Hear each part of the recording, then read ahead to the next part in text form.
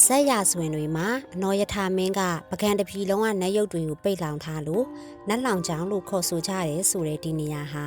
အမှန်တကယ်ကတော့ပကံရှိပြမနာဟိန္ဒူဝါဒ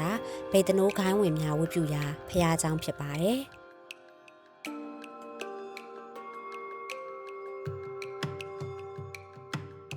ဗေဒနိုးနတ်ရုပ်လဲလျောင်းနေတဲ့ရုပ်တုရှိလို့နတ်လျောင်းချောင်းလို့ခေါ်ရာကနေနတ်လောင်ချောင်းဖြစ်သွားရတာဖြစ်ပါတယ်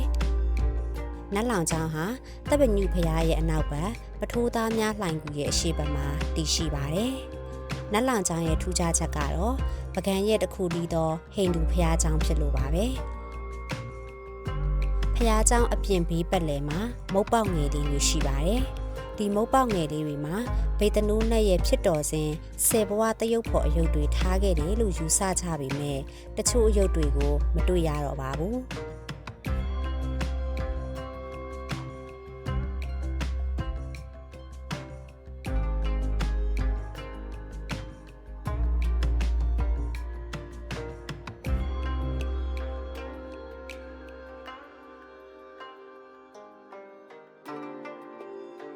နတ်လောင်ချောင်းအတွင်းမှာဗဟိုမန်တိုင်းရှိပါတယ်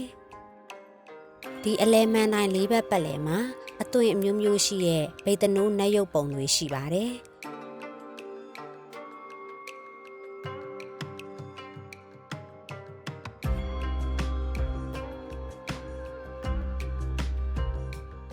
ဝင်ချင်းက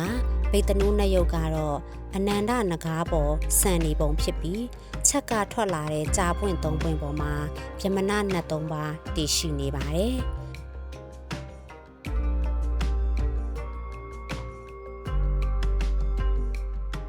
တခြားရုပ်တုဖြစ်တဲ့လက်လေးဘက်တီဝါရုပ်ကတော့မူလရုပ်တုကိုပြတိုက်မှာထိမ့်သိမ်းထားရှိပြီးလက်ရှိနတ်လောင်ချောင်းကရုပ်တုများဟာနောက်မှပြန်လည်ပြင်ဆင်ထားတဲ့နောက်ပြင်လက်ရာများဖြစ်တယ်လို့သိရပါတယ်။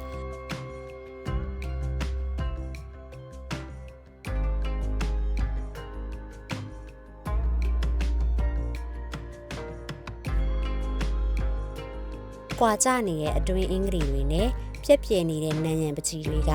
ဖျားเจ้าရဲ့နှစ်ကြာမြင့်မှုတွေကိုဖော်ညွှန်းနေပါတယ်။ဟိန္ဒူဖျားเจ้าဖြစ်တဲ့နတ်လောင်ချောင်းတည်ရှိနေမှုဟာ